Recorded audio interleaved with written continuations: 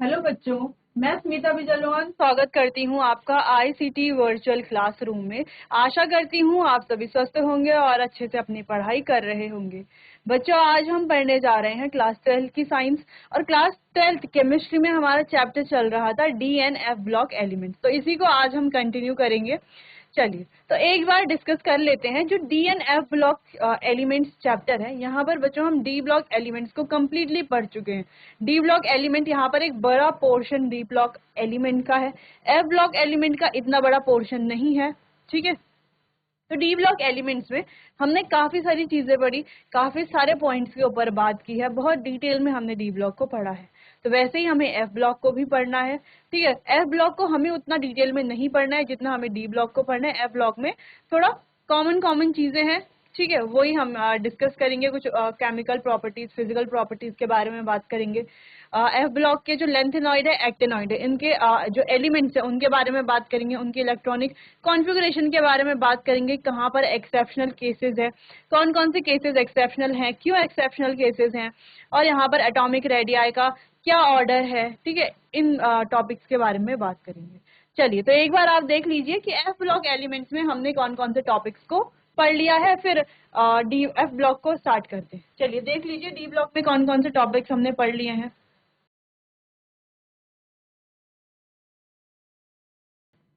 चलिए तो जैसे कि आपने देखा काफी बड़ा ये पोर्शन था ब्लॉक एलिमेंट्स का, इसको हमने कंप्लीट कर लिया है।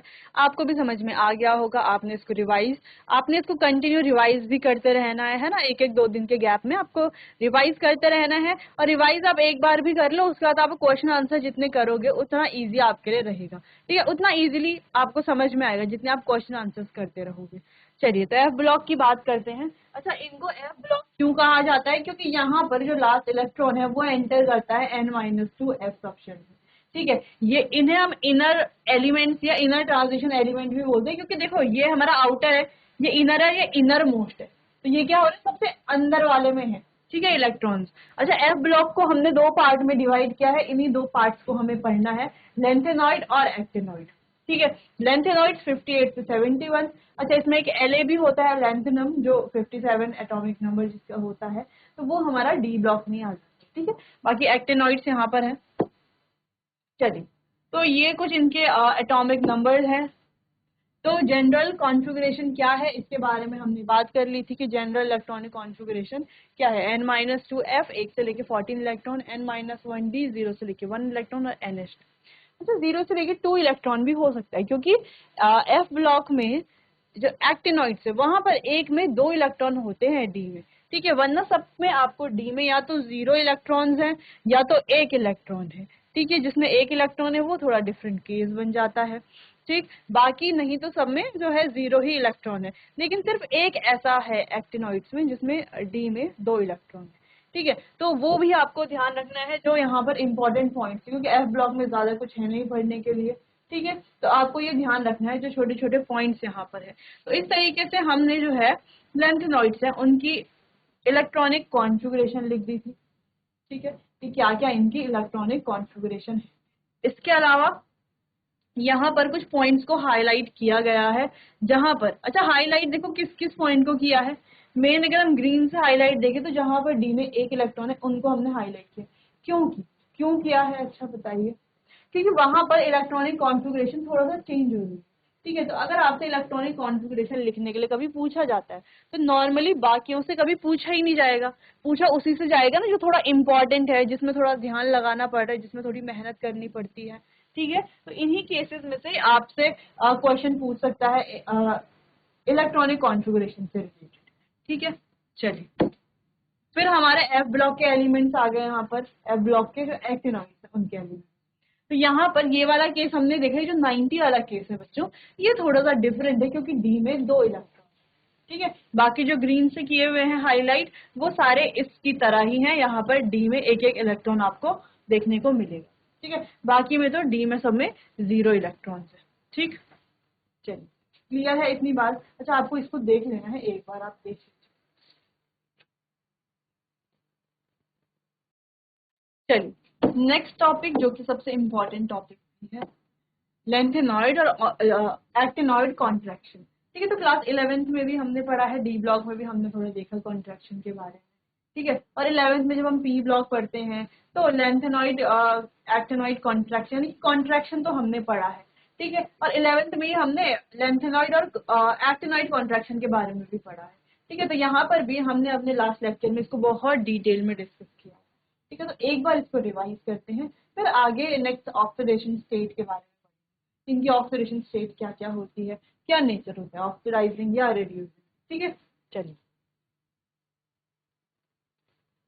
तो सबसे पहले जैसे यहाँ पर ये है हमारा, सिर्फ हाईलाइट करेंगे हम, तो ये हमारा पॉजिटिव चार्ज जिसमें रहते हैं नंबर ऑफ प्रोटॉन, ठीक है। तो जैसे जैसे नंबर ऑफ इलेक्ट्रॉन्स बढ़ते हैं, नंबर ऑफ प्रोटॉन्स भी बढ़ते हैं। एटॉमिक नंबर की बात कर रहे हैं हम, ठीक है। प्लस चार्ज या माइनस चार्ज, किसी भी चार्ज स्पेसी की बात हम नहीं कर रहे, हम सिर्फ न्यूट्रल स्पेसी की यहाँ पर बात करेंगे, ठीक है। अब आप समझते हैं कि चार्ज स्पेसी क्या है, न्यूट्रल स्पेसी क्या है ना।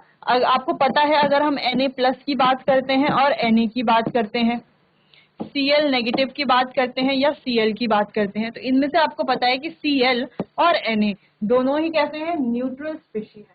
तो न्यूट्रल स्पेसी में क्या होता है, number of electron is equals to number of proton, ठीक है। क्लोरीन के लिए भी और सोडियम के लिए भी। लेकिन जब हम चार्ज्ड स्पेसी की बात करते हैं, यानी कि ऐसी स्पेसी जिस पर कोई चार्ज है, कैसा चार्ज, या तो पॉजिटिव हो या तो नेगेटिव चार्ज हो, तो पॉजिटिव चार्ज वाले को हम कहते हैं कैटायन, जिसमें चार्ज क्या होता है, पॉजिटिव होता है। तो यहाँ पर नंबर ऑफ प्रोटॉन तो सेम रहते हैं, ठीक है। नंबर ऑफ प्रोटॉन किसके बराबर रहेंगे, जो हमारी न्यूट्रल स्पेसी में है ना, number of electron sorry number of proton, उतने ही प्रोटॉन चार्ज्ड स्पेसी में भी रहेंगे, ठीक है। तो जैसे हमारे Cl में इलेक्ट्रॉन है, प्रोटॉन है, वैसे ही number of proton chlorine negative में, जो कि एक एनायन है ना, पॉजिटिव आयंस को कहते हैं कैटायन और नेगेटिव आयंस को कहते हैं एनायन, ठीक है। तो देखो सोडियम में जितने नंबर ऑफ प्रोटॉन्स हैं, क्योंकि सोडियम कैसा है, न्यूट्रल है, उतने ही नंबर ऑफ प्रोटॉन हमारे सोडियम के कैटायन में है।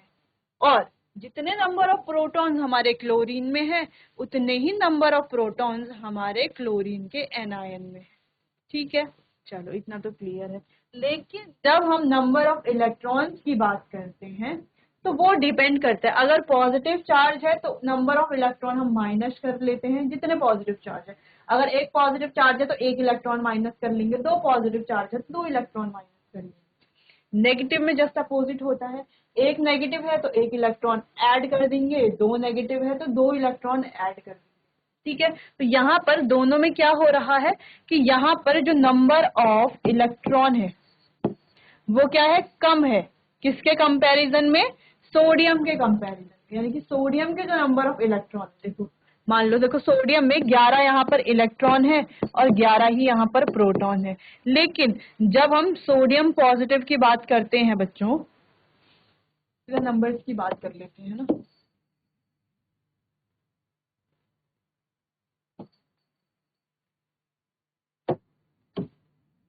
सोडियम में देखो 11 प्रोटॉन है और 11 ही इलेक्ट्रॉन है। लेकिन जब हम सोडियम पॉजिटिव की बात करते हैं तो यहाँ पर प्रोटॉन तो 11 ही है, लेकिन इलेक्ट्रॉन क्या है, एक कम कर दिया है ना, पॉजिटिव चार्ज यानी कि एक इलेक्ट्रॉन कम। तो यहाँ पर इलेक्ट्रॉन कितने हैं, 10 इलेक्ट्रॉन है। अब इससे तो कम ही इलेक्ट्रॉन है ना, इसमें ज्यादा इलेक्ट्रॉन है, इसमें कम इलेक्ट्रॉन है, उससे होगा क्या। अब देखो इसमें प्रोटॉन यानी कि पॉजिटिव चार्ज और नेगेटिव चार्ज दोनों क्या है, बराबर है, यानी कि जो हमारा क्या है सोडियम है उसका एक प्रॉपर साइज है, ठीक है, दोनों क्योंकि बराबर है। लेकिन अगर हम यहाँ पर देखें तो पॉजिटिव चार्ज तो ज्यादा है लेकिन इलेक्ट्रॉन्स कम है, यानी कि पॉजिटिव चार्ज ज्यादा है, नेगेटिव चार्ज कम है। तो पॉजिटिव चार्ज क्या करेगा, नेगेटिव चार्ज को अपनी तरफ खींचेगा, जिससे कि साइज में क्या डिफरेंस आएगा कि ये जो सोडियम है इसका साइज बड़ा होगा, सोडियम पॉजिटिव, यानी कि सोडियम के कैटायन से सोडियम का साइज बड़ा होगा। अगर हम क्लोरीन की बात करें, देखो यहाँ पे 17 प्रोटॉन है और 17 ही इलेक्ट्रॉन है। लेकिन जब हम क्लोरीन नेगेटिव की बात करते हैं तो प्रोटॉन तो यहाँ पर भी 17 ही है, प्रोटॉन सेम होंगे, चार्ज्ड स्पेसी हो या न्यूट्रल स्पेसी, ठीक है। लेकिन अगर हम इलेक्ट्रॉन की बात करते हैं तो यहाँ पर हो जाते हैं 18 इलेक्ट्रॉन, क्योंकि एक क्या है, नेगेटिव चार्ज, नेगेटिव चार्ज यानी कि इलेक्ट्रॉन को ऐड करना। आप अपोजिट में समझ लो, अगर पॉजिटिव चार्ज है तो इलेक्ट्रॉन को माइनस करना, जितने पॉजिटिव चार्ज, अगर यहाँ पर 2 पॉजिटिव होता तो 2 इलेक्ट्रॉन माइनस कर लेते, 9 इलेक्ट्रॉन यहाँ पर आ जाते। वैसे यहाँ पर अगर 2 नेगेटिव होता तो 2 इलेक्ट्रॉन ऐड कर देते, यहाँ पर 19 इलेक्ट्रॉन आ जाते। ठीक है, चलो इतना समझ गए। अगर हम इन दोनों में साइज की बात करें तो किसका साइज छोटा है, किसका साइज बड़ा है? तो देखिए यहाँ पर देखो, प्रोटॉन 17 है, इलेक्ट्रॉन भी 17 है, यानी कि जितना पॉजिटिव चार्ज उतना ही नेगेटिव चार्ज। अब यहाँ पर अगर देखो तो प्रोटॉन तो कम है, पॉजिटिव चार्ज तो कम है, लेकिन नेगेटिव चार्ज ज्यादा, यानी कि यहाँ पर जो न्यूक्लियस का अट्रैक्शन है वो ज्यादा नहीं होगा, इलेक्ट्रॉन इलेक्ट्रॉन के बीच का जो रिपल्शन है वो ज्यादा होगा, यानी कि शील्डिंग इफेक्ट या स्क्रीनिंग इफेक्ट जिसको हम कहते हैं वो ज्यादा है, या रिपल्शन इफेक्ट जिसे हम कहते हैं वो ज्यादा है। तो रिपल्शन इफेक्ट ज्यादा होने की वजह से, रिपल्सन की वजह से क्या होगा, वो एक दूसरे को दूर दूर भेजेंगे, दूर दूर भेजने में क्या होगा, जो एटम है उसका साइज इंक्रीज होगा। तो साइज यहाँ पर जो हमारे पास चार्ज स्पेशी है उसका ज्यादा। तो कोई पॉजिटिवली चार्ज स्पेशी है और उसकी न्यूट्रल स्पेशी है, तो चार्ज स्पेशी का जो साइज है वो हमेशा कम होगा, और कोई नेगेटिव चार्ज स्पेशी है और न्यूट्रल स्पेशी है तो जो चार्ज स्पेशी है उसका साइज हमेशा ज्यादा। ठीक है, तो दोनों में ये डिफरेंस है। इतना समझ में आया कि एक पॉजिटिव चार्ज या एक नेगेटिव चार्ज के बढ़ने या घटने से साइज में कितना बड़ा डिफरेंस यहाँ पर आता है। ठीक है, अब एक तो हमने चार्ज की बात की, दूसरी हमने बात की शील्डिंग की या रिपल्सन की, इलेक्ट्रॉन इलेक्ट्रॉन रिपल्शन की। अब जैसे कि क्लोरीन में क्या हुआ, क्लोरीन में क्या हुआ, देखो प्रोटॉन्स तो है 17 ही है, ठीक है, लेकिन इलेक्ट्रॉन ज्यादा है, इलेक्ट्रॉन ज्यादा होने की वजह से जो इलेक्ट्रॉन इलेक्ट्रॉन का रिपल्शन है वो बढ़ जाता है। इलेक्ट्रॉन इलेक्ट्रॉन का रिपल्शन है तो वो एक दूसरे को क्या करेंगे, देखो जब कोई अट्रैक्ट, दो चीजें होती है, यानी कि एक नेगेटिव चार्ज एक पॉजिटिव चार्ज, जब ये अट्रैक्ट होते हैं तो दोनों एक दूसरे से जुड़ जाते हैं। ठीक है, अट्रैक्ट हो रहे हैं तो साइज कम हो रहा है, देख पा रहे हो आप, ठीक है, साइज इतना है।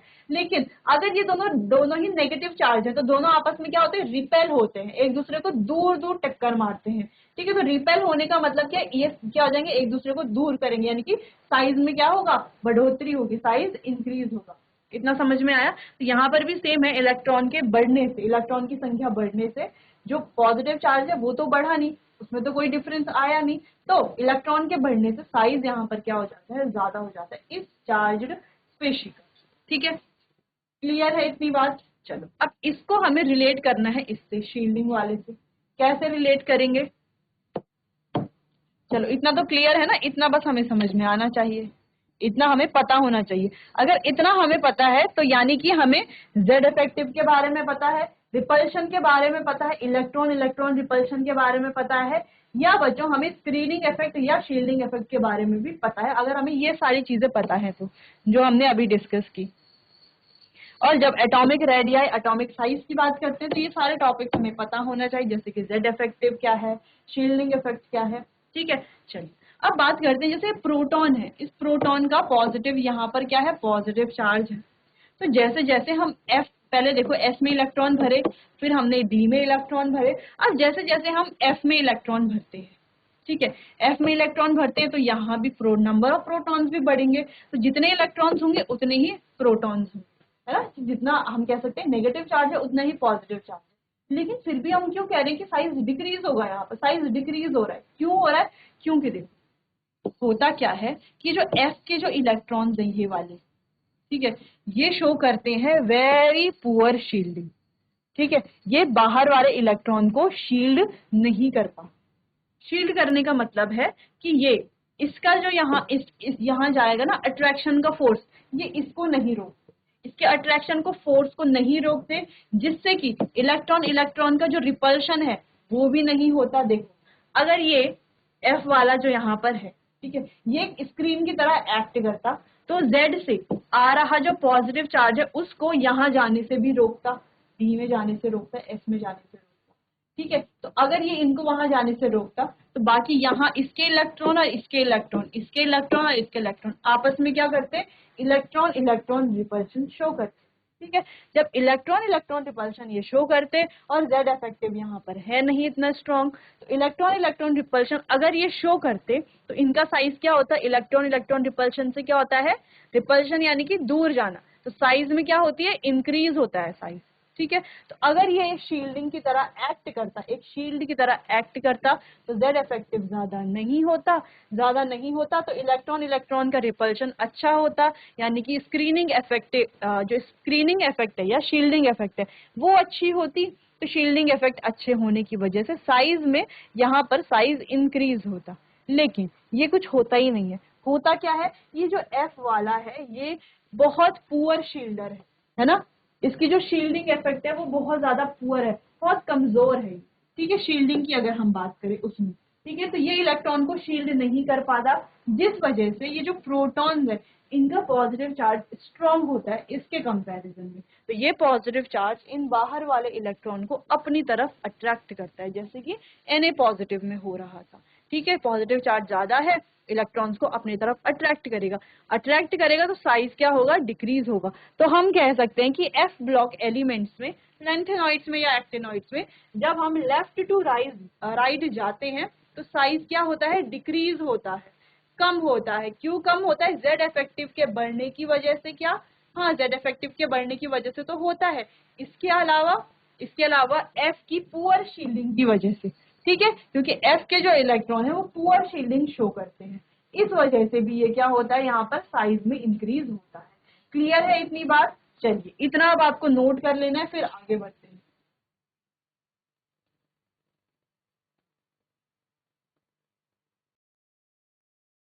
चलिए, तो पहली प्रॉपर्टी हमें समझ में आ गई है। बात करते हैं ऑक्सीडेशन स्टेट। अब ऑक्सीडेशन स्टेट क्या है?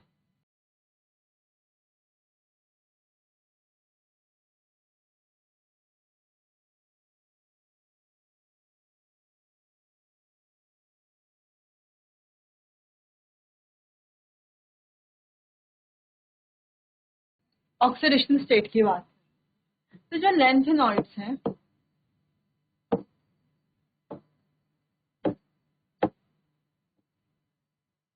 लैंथेनॉइड्स को शॉर्ट में एलएन भी बोल देते हैं, ठीक है।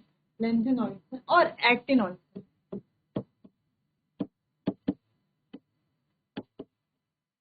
तो ये दोनों ही शो करते हैं +3 कॉमन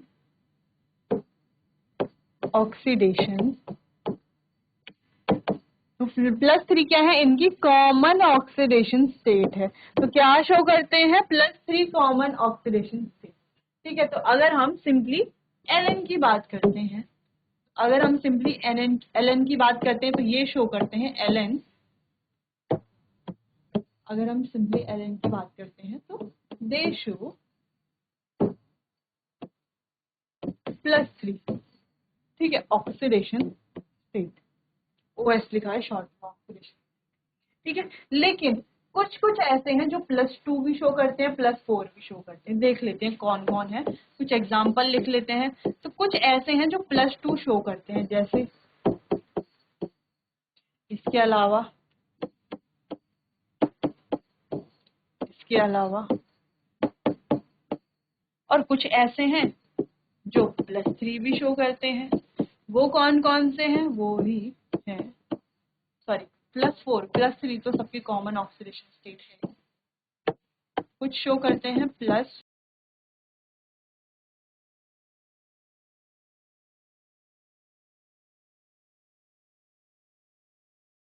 ये क्या शो कर रहे हैं, +4 कॉमन ऑक्सीडेशन, सॉरी, ये इन ऑक्सीडेशन स्टेट को शो कर रहे हैं। लेकिन यहाँ पर इंपॉर्टेंट बात ये है कि ये जो कॉमन ऑक्सीडेशन स्टेट है ना, ये बाद में कन्वर्ट हो जाती है +3 में, ठीक है। जिससे कि हम कह सकते हैं जो लैंथेनॉइड्स हैं वो एक रेड्यूसिंग एजेंट और ऑक्सीडाइजिंग एजेंट दोनों की तरह एक्ट करते हैं।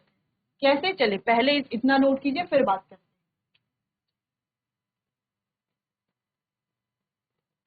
चलिए, तो स्टेटमेंट हमें एक लिखना है कि +2 and +4 both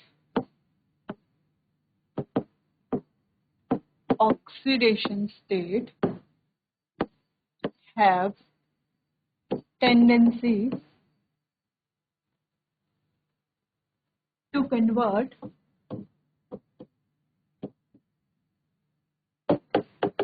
into, जो कि अभी हमने बात की कि ये जो +2 वाले हैं और ये जो +4 वाले हैं, इन दोनों में क्या है, इनकी क्या टेंडेंसी क्या है, कि ये क्या कर सकते हैं, +3 में कन्वर्ट हो सकते हैं, ठीक है, have tendency to convert into +3 oxidation state, ठीक है। तो टेंडेंसी क्या है कि +3 ऑक्सीडेशन स्टेट में ये कन्वर्ट हो जाते हैं। कैसे होंगे देखो, अगर कोई लेंथेनॉइड है और वो है +2 ऑक्सीडेशन स्टेट में, तो वो हो जाएगा +3 ऑक्सीडेशन स्टेट में। कैसे, ये होगा बच्चों इटसेल्फ ऑक्सीडाइज,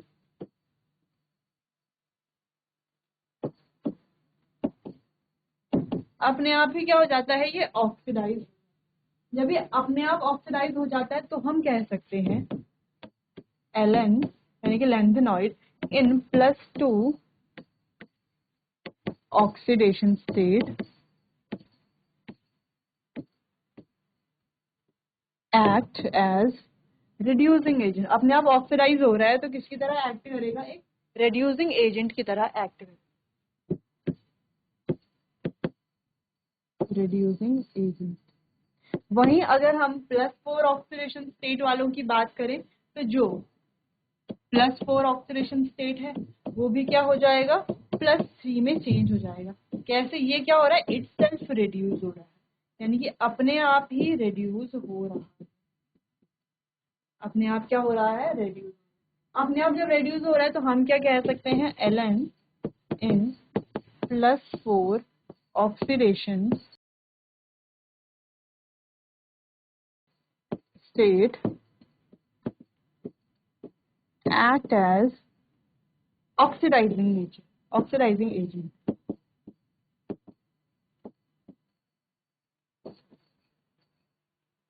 ये क्या करता है, एक ऑक्सीडाइजिंग एजेंट की तरह।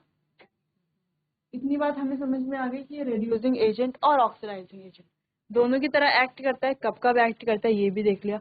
+2 और +4 ऑक्सीडेशन स्टेट में भी ये होते हैं, जैसे कि हमने एग्जांपल भी देखी। लेकिन अगर हम इनकी कॉमन ऑक्सीडेशन स्टेट की बात करें तो वो है +3।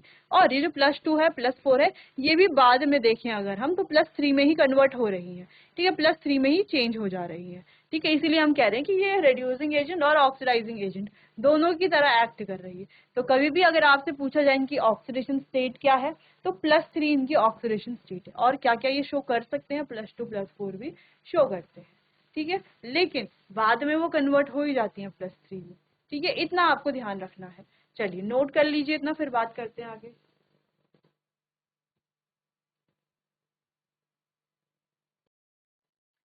चलिए नेक्स्ट बात करते हैं केमिकल प्रॉपर्टी।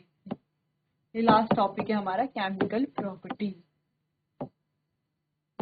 दोनों की केमिकल प्रॉपर्टीज की बात कर रहे हैं, लेंथेनॉइड और एक्टेनॉइड दोनों की, ठीक है। तो पहली केमिकल प्रॉपर्टी है इनकी reaction with water.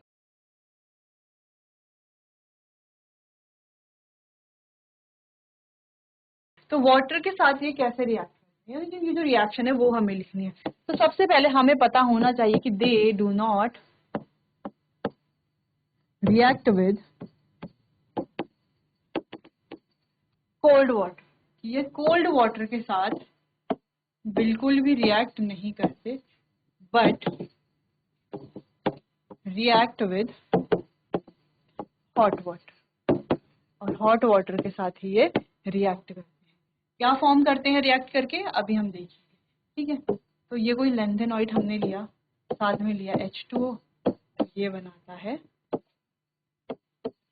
Hydro oxides, ठीक है, प्लस H2 गैस। अब ये जो हाइड्रो ऑक्साइड्स हैं ये कैसे नेचर का होता है, बेसिक नेचर के होते हैं। जो क्या बताते हैं, बेसिक कैरेक्टर के बारे में बताते हैं, ठीक है। तो जब हम लेंथेनॉइड्स में या एक्टेनॉइड्स में या एफ ब्लॉक की बात करते हैं, जब हम लेफ्ट टू राइट जाते हैं, एक इंपॉर्टेंट पॉइंट यहाँ पर ये है, left to right basic character हमेशा क्या होता है, डिक्रीज होता है, ठीक है। Basic character decreases.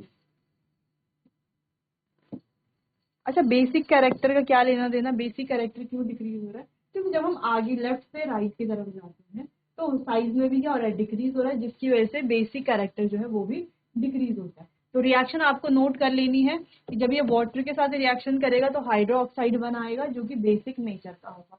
ठीक है, चलिए नोट कर लीजिए।